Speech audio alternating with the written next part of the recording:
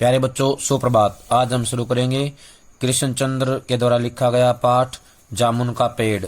जामुन का पेड़ जो है कृष्णचंद्र द्वारा लिखा गया है। इनके जीवन के बारे में देखें। पहले जन्म सन 1914 पंजाब के वजीराबाद गांव में हुआ, जिला गुजरांवाला। प्रमुख रचनाएं हैं एक गिरजा ए खंदक, यूकेलिप्टस की डाली, कहानी संग्रह है ये।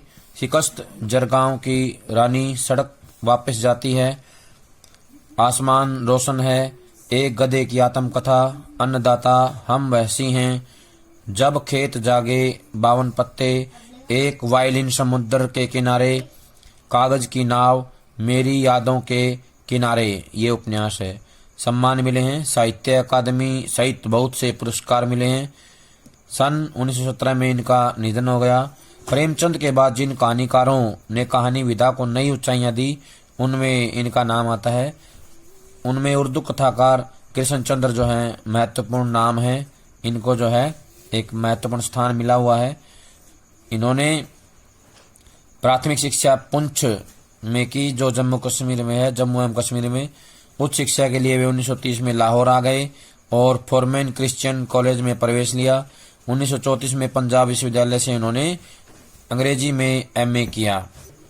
कृष्णचंद्र द्वारा लिखा गया पाठ है जामुन का पेड़।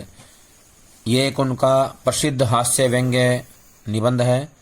इसमें उन्होंने हास्य व्यंग्य के लिए चीज़ों को अनुपात से ज़्यादा फैला फुला कर दिखलाने की परिपाटी को अपनाया है, जो बहुत पुरानी परिपाटी है, और यह कहानी भी उसका अनुपालन करती है, यानी उसके नियमों को मानती है।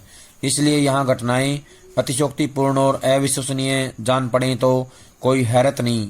विश्वसनीयता ऐसी रचनाओं के मूल्यांकन की कसौटी नहीं हो सकती।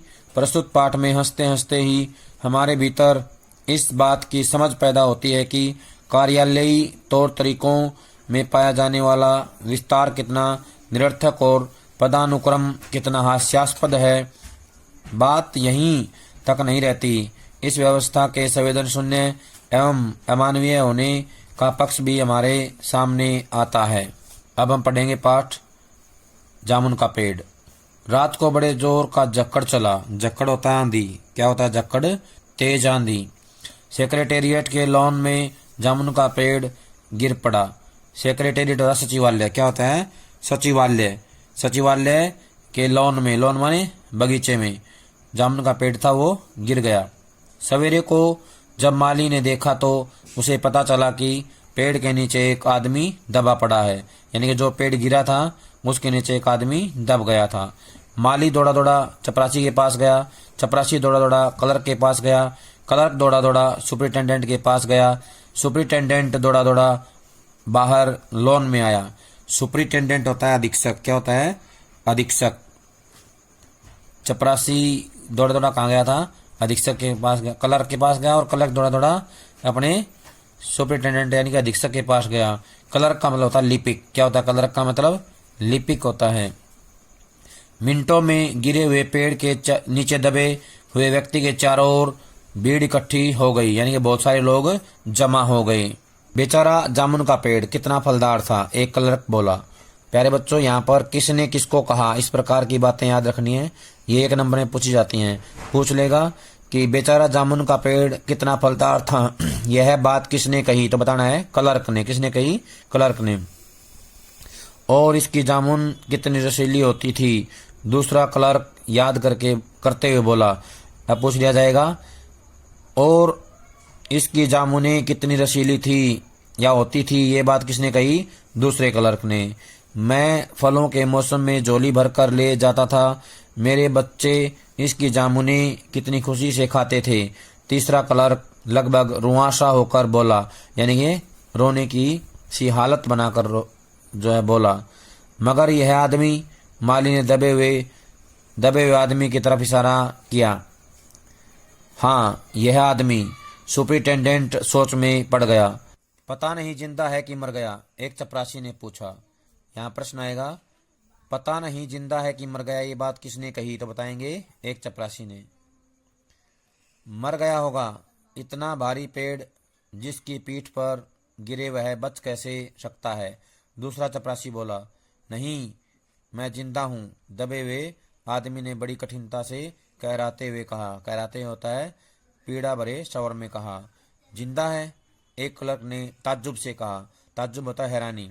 हैरानी के साथ एक क्लर्क ने कहा, जिंदा है? पेड़ को हटाकर इसे जल्दी से निकाल लेना चाहिए, माली ने सुझाव दिया।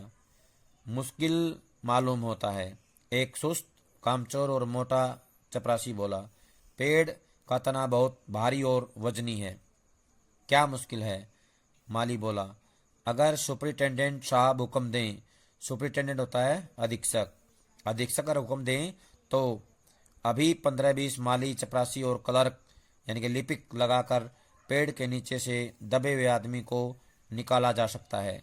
माली ठीक कहता है। बहुत से क्लर्क एक साथ बोल पड़े।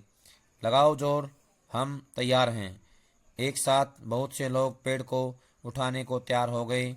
ठहरो, सुपरिटेंडेंट बोला, मैं अंडर सेक्रेटरी से पूछ लूं।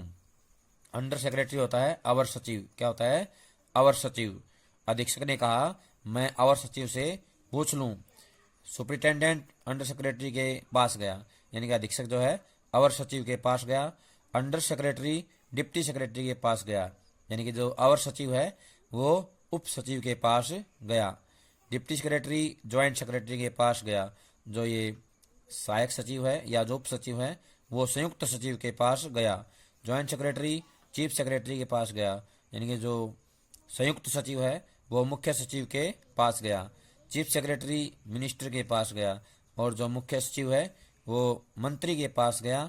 मिनिस्टर ने चीफ सेक्रेटरी से कुछ कहा, यानी कि जो मिनिस्टर है, मंत्री है, उसने जो है अपने मुख्य सचिव को कुछ कहा। चीफ सेक्रेटरी ने ज्वाइंट सेक्रेटरी से कुछ कहा और जो ये चीफ सेक्रेटरी है, मुख्य सचिव, उसने अपने जो है सहायक सचिव से या संयुक्त सचिव से कहा। मुख्य सचिव ने संयुक्त सचिव से कहा, ज्वाइंट सेक्रेटरी ने डिप्टी सेक्रेटरी से कहा और जो संयुक्त सचिव है उसने जो है अपने उप सचिव को कुछ कहा। डिप्टी सेक्रेटरी ने अंडर सेक्रेटरी से कहा और जो उनका डिप्टी सेक्रेटरी था जिसे उप सचिव कहते हैं, उप सचिव ने अवर सचिव से कुछ कहा। फाइल चलती रही और उस दबे व्यक्ति की फाइल चलती रही। इसी में आधा दिन बीत गया और इस काम में आधा दिन समाप्त हो गया। दोपहर के खाने पर दबे हुए आदमी के चारों ओर बहुत भीड़ हो गई थी। लोग तरह तरह की बातें कर रहे थे। कुछ मनचले क्लर्कों ने समस्या को खुद ही सुलझाना चाहा। वे हुकूमत का मतलब होता है सरकार के फैसले का इंतजार किए बिना पेड़ को अपने आप हटा देने का निश्चय कर रहे थे कि इतने में सुपरिटेंडेंट फाइल लिए भागा आया। सुपरिटेंडेंट होता है अधीक्षक। अधीक्षक जो है फाइल लिए दौड़ा आया। बोला, हम लोग खुद इस पेड़ को नहीं हटा सकते।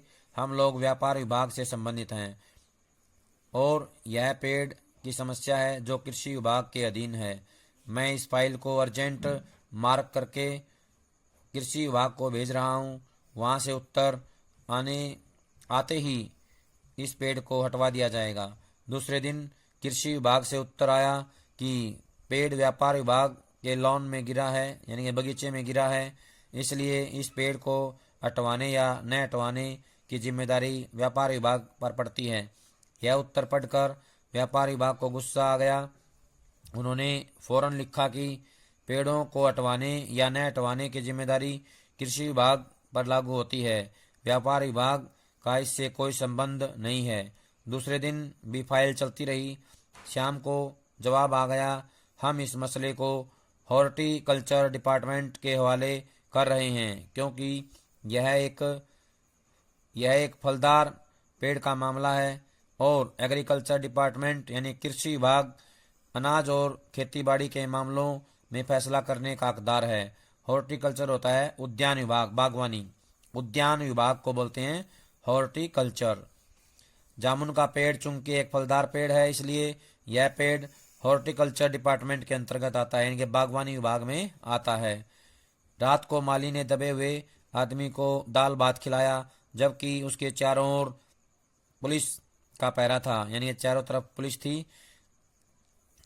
थी कि कहीं लोग कानून को अपने हाथ में लेकर पेड़ को खुद से हटाने की कोशिश न करें।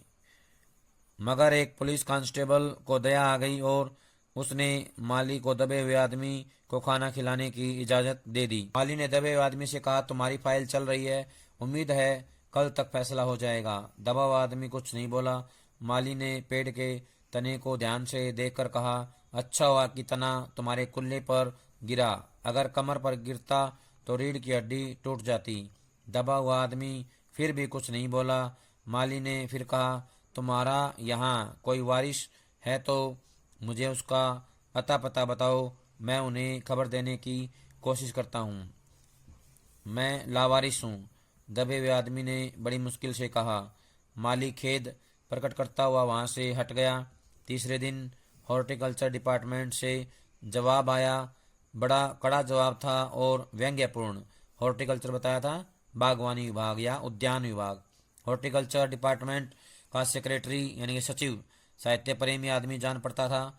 उसने लिखा था, आश्चर्य है यानी कि हैरानी की बात है, इस समय जब हम पेड़ लगाओ स्कीम ऊंचे स्तर पर चला रहे हैं, हमारे देश में ऐसे सरकारी अफसर मौजूद हैं जो पेड़ों को काटने का सुझाव देते हैं, और वह भी एक फलदार पेड़ को, और वह भी जामुन के पेड़ को जिसके फल जनता बड़े चाव से खाती है।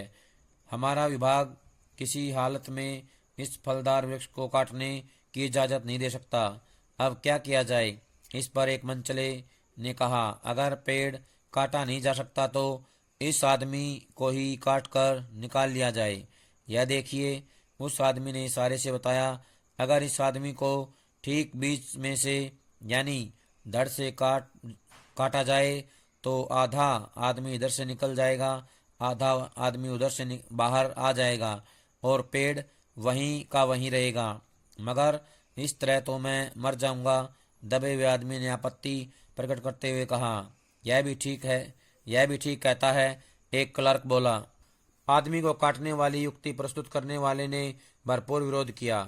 आप जानते नहीं आजकल प्लास्टिक सर्जरी कितनी उन्नत हो चुकी है। मैं तो समझता हूँ अगर इस आदमी को बीच में से काट कर निकाल लिया जाए तो प्लास्टिक सर्जरी से धड़ के स्थान से इस आदमी को फिर से जोड़ा जा सकता है। इस बार फाइल को मेडिकल डिपार्टमेंट में भेज दिया गया। मेडिकल डिपार्टमेंट मतलब चिकित्सा विभाग। मेडिकल डिपार्टमेंट ने फौरन एक्शन लिया, फौरन माने शीघ्र एक्शन लिया, और जिस दिन फाइल उनके विभाग में पहुंची उसके दूसरे ही दिन उन्होंने अपने विभाग का सबसे योग्य प्लास्टिक सर्जन छानबीन के लिए भेज दिया। सर्जन ने दबे हुए आदमी को अच्छी तरह से टटोलकर उसका स्वास्थ्य देखकर खून का बहाव देखा, नाड़ी की गति को देखा, जांचा परखा, दिल और फेफड़ों की जांच करके रिपोर्ट भेज दी कि इस आदमी का प्लास्टिक ऑपरेशन तो हो सकता है और ऑपरेशन सफल भी होगा, मगर आदमी मर जाएगा। इसलिए यह फैसला भी रद्द कर दिया गया। रात को माली ने दबे हुए आदमी के मुंह में खिचड़ी डालते हुए कहा, उसे बताया, अब मामला ऊपर चला गया है। सुना है कल सेक्रेटेरिएट के सारे सेक्रेटेरियों की मीटिंग होगी, उसमें तुम्हारा केस देखा जाएगा या रखा जाएगा। उम्मीद है सब काम ठीक हो जाएगा। दबा हुआ आदमी एक आह भरकर धीरे से बोला, ये तो माना कि तगाफुल न करोगे, लेकिन खाक हो जाएंगे हम तुमको खबर होने तक। मिर्जा गालिब का ये शेर है। इसमें कहा गया कि जब तक तुम्हारा फैसला आएगा तब तक हम जो है मिट्टी में मिल जाएंगे। माली ने अचंभे से मुंह में उंगली दबा ली और चकित भाव से बोला, यानी कि हैरान होकर बोला, क्या तुम शायर हो? दबे हुए आदमी ने धीरे से सिर हिला दिया। दूसरे दिन माली ने चपरासी को बताया। चपरासी ने क्लर्क ने हेड क्लर्क को। थोड़ी देर में सेक्रेटेरिएट में यह अफवाह फैल गई कि दबा हुआ आदमी शायर है। बस फिर क्या था, लोगों का झुंड शायर को देखने के लिए उमड़ पड़ा। इसकी चर्चा शहर में भी फैल गई और शाम तक गली गली से शायर जमा होने शुरू हो गए। सेक्रेटेरिएट का लॉन भांति भांति के कवियों से भर गया और दबे हुए आदमी के चारों ओर कवि सम्मेलन का सा वातावरण उत्पन्न हो गया। सेक्रेटेरिएट के कई क्लर्क और अंडर सेक्रेटरी तक जिन्हें साहित्य और कविता से लगाव था रुक गए। कुछ शायर दबे हुए आदमी को अपनी कविताएं और दोहे सुनाने लगे।